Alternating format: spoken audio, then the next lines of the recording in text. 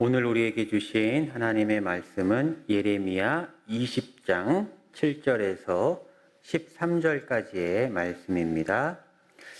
여호와여, 주께서 나를 권유하심으로 내가 그 권유를 받아 싸우며 주께서 나보다 강하사 이기셨으므로 내가 조롱거리가 되니 사람마다 종일토록 나를 조롱하니이다. 내가 말할 때마다 외치며 파멸과 멸망을 선포함으로 여호와의 말씀으로 말미암아 내가 종일토록 치욕과 모욕거리가 됨이니이다.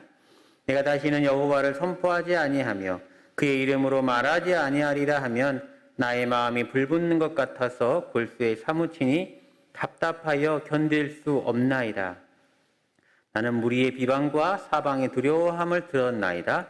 그들이 이르기를 고소하라, 우리도 고소하리라 하오며 내 칠한 벗도 다 내가 실족하기를 기다리며 그가 혹시 유혹을 받게 되면 우리가 그를 이기어 우리 원수를 갚자 하나이다.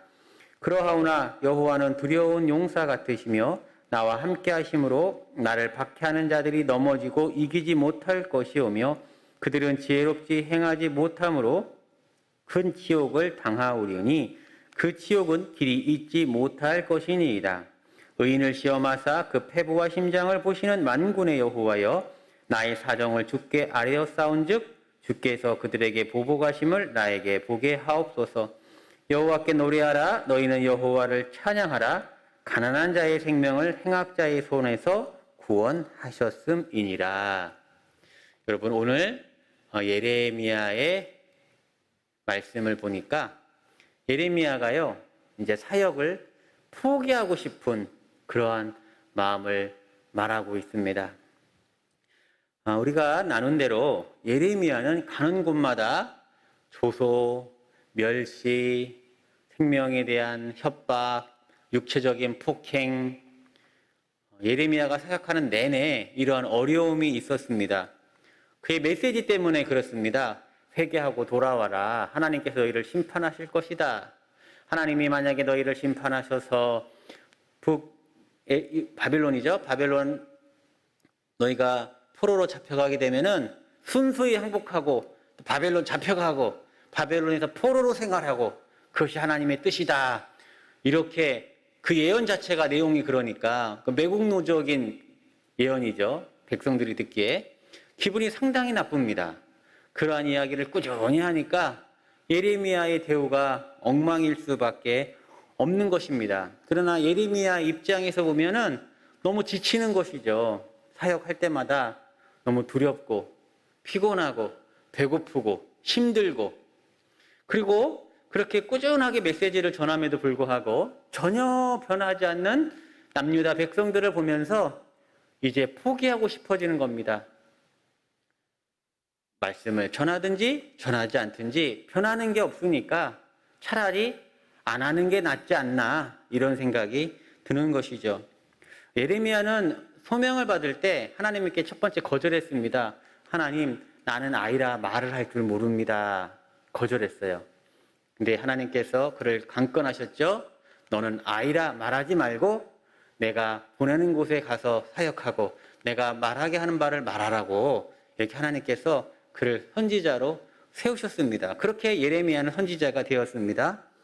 그런데 그러한 사명감을 가지고 그 사역이 시작되었는데 오랜 동안, 수년 동안, 예레미야는 총 40년 넘게 사역하셨는데 그 기간 동안 그러한 고난의 시간으로 가득 차 있으니까 사명을 별로 감당하고 싶지 않은 겁니다. 오늘 본문에 보니까 내가 이 사역을 하는 것은 하나님이 나보다 강하시기 때문에 나를 그 강함으로 이기게 하셨다는 거예요. 그 하나님의 그 강함이 나를 이겨가지고 내가 어쩔 수 없이 이러한 사명을 감당하고 있는 거 아닙니까? 이렇게 말하고 있습니다. 예레미야 20장 7절에서 8절 말씀입니다. 여호와여, 주께서 나를 권유하심으로 내가 그 권유를 받았사오며, 하나님께서 권유하셔서 내가 그 권유 받았습니다. 그런데 주께서 나보다 강하사 이기셨으므로, 별로 하고 싶지 않은데, 이 고난의 길 가고 싶지 않았는데 하나님께서 나보다 강하셔가지고 나를 이기셨기 때문에 내가 이 사역을 하는데 그 결과가 내가 조롱거리가 되니 사람마다 종일토록 나를 조롱하나이다. 내가 말할 때마다 외치며 파멸과 멸망을 선포하므로, 선포하는 내용이 파멸, 멸망, 심판 이런 것만 선포하므로 여호와의 말씀으로 말미암아, 하나님이 내게 주신 그 말씀으로 말미암아 내가 종일토록 치욕과 모욕거리가 됨이니이다. 하나님, 내 하는 사역이 멸망, 심판 이런 것만 선포하니까 내가 사람들에게 멸시받고 천대받고 조롱거리가 되고 협박받아서요, 내가 그런 사역을 더 이상 이어가고 싶지 않습니다. 이렇게 말하고 있는 것이죠. 그런데 예레미야의 중심에는요, 하나님의 심정이 있었습니다. 여호와를 선포하지 않으려고 그 마음을 굳혔는데 그 마음이 너무 답답한 거예요. 견딜 수 없을 만큼 힘든 겁니다. 왜냐하면 이 백성들이 무지해서, 범죄해서 하나님 말씀 모르는데, 들어도 깨닫지 못하는 이러한 무지한 백성에게 이 복음조차 포기하고 전하지 않아서 그들이 당할 시련과 고통과 죽음, 파멸을 생각하니까 너무나 마음이 아픈 겁니다. 복음을 전하지 않는 것보다 자기가 고통이 너무 심해서 예언을 하고 싶지 않은데, 그러한 자기의 고통보다 민족의 고통, 민족의 아픔이 더 크게 다가와서 내가 복음을 안 전하면 되겠나, 이런 생각에 견딜 수가 없는 마음이 든 것이죠. 9절 말씀입니다. 내가 다시는 여호와를 선포하지 아니하며 그의 이름으로 말하지 아니하리라 하면 나의 마음이 불붙는 것 같아서 골수에 사무치니 답답하여 견딜 수 없나이다.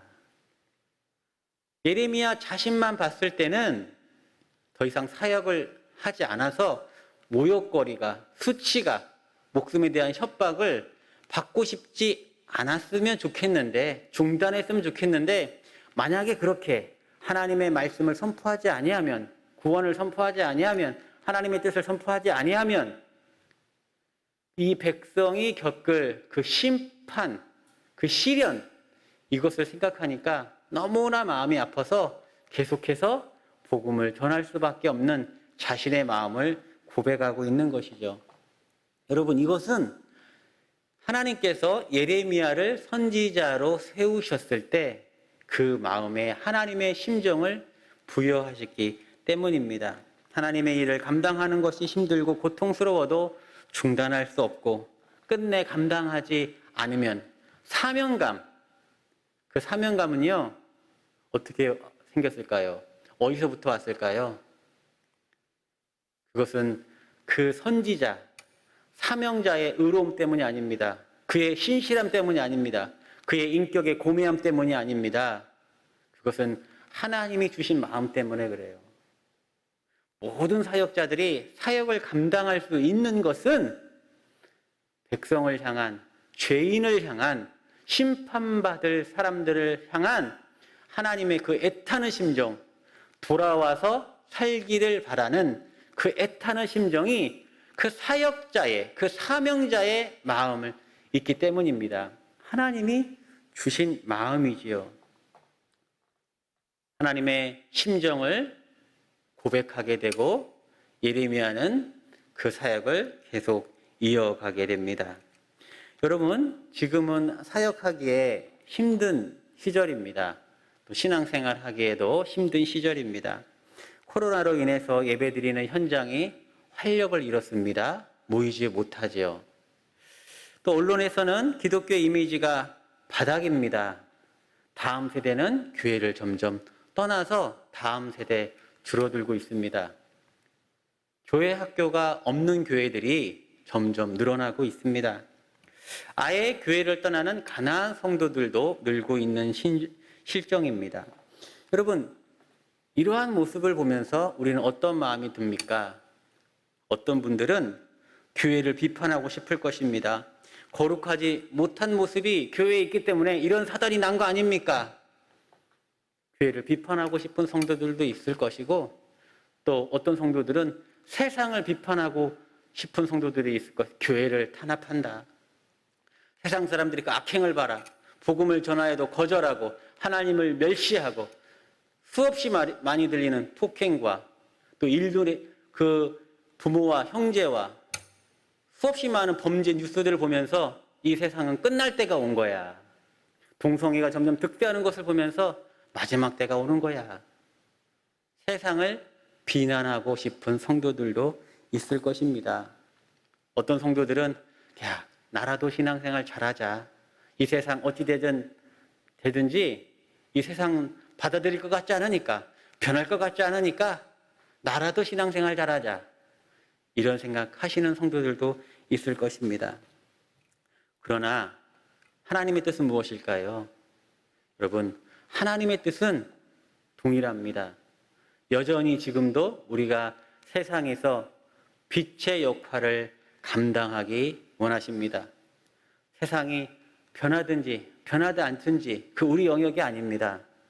하나님께서 우리에게 바라시는 것은 우리가 있는 그 현장에서, 우리가 있는 그 환경에서 우리가 할 수 있는 하나님의 사명을 감당하시는 것이죠. 여러분, 근데 그것이 언제 가능할까요? 우리의 인격이 고매해지면 가능할까요? 아닙니다. 여러분이 의로워서 가능할까요? 아닙니다. 바로 예레미야에게 주신 하나님의 심정을 우리가 받을 때입니다. 예레미야에게 주신 그 하나님의 심정, 죽기를 바라는 것이 아니고 회개하고 돌아와 살기를 바라시는, 그래서 복음을 전하고 교회가 사명을 이어갈 수밖에 없고 우리가 사명을 감당할 수밖에 없는 그 사명감 하나님이 주셔야 그때 우리가 사명을 이어갈 수 있는 것입니다. 포기하고 싶었으나 하나님의 심정을 가지고 사역을 이어나가는 예레미야는 이제 승리의 확신을 고백합니다. 11절 말씀입니다. 그러하오나 여호와는 두려운 용사 같으시며 나와 함께 하심으로 나를 박해하는 자들이 넘어지고 이기지 못할 것이오며 그들은 지혜롭게 행하지 못함으로 큰 치욕을 당하오리니 그 치욕은 길이 잊지 못할 것이니이다. 13절 말씀입니다. 여호와께 노래하라. 너희는 여호와를 찬양하라. 가난한 자의 생명을 행악자의 손에서 구원하셨음이니라. 남유다 백성들은 바벨론에 의하여 멸망당하고 이후 70년 포로 생활을 하지만은 다시금 회복되는 놀라운 은혜를 훗날 경험하게 되는 것이죠.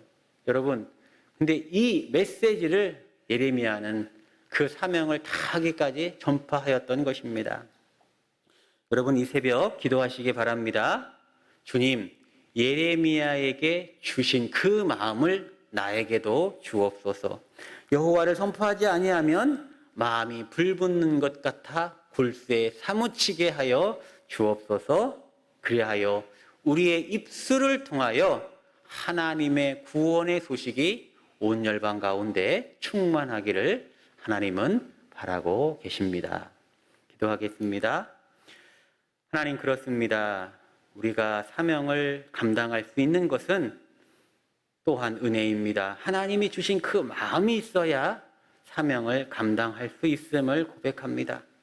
하나님, 우리에게 그 마음을 주옵소서. 그리하여 다시 복음을 전하게 하시고 선교하게 하시고 전도하게 하시고 봉사하게 하여 주셔서 그 섬김과 선교와 전도와 봉사가 하나님 나라 이루어지게 하여 주시고 그 누군가가 예수님께 돌아와 구원받게 하시고 하나님, 가난한 자, 슬퍼하는 자들이 위로와 회복을 얻게 하여 주옵소서. 하나님, 우리가 이 어두운 시절에 여전히 빛으로 소금으로 사명을 온전히 감당할 수 있도록 우리를 인도하여 주옵소서. 이 모든 말씀 우리 주 예수님의 이름으로 기도드렸사옵나이다. 아멘.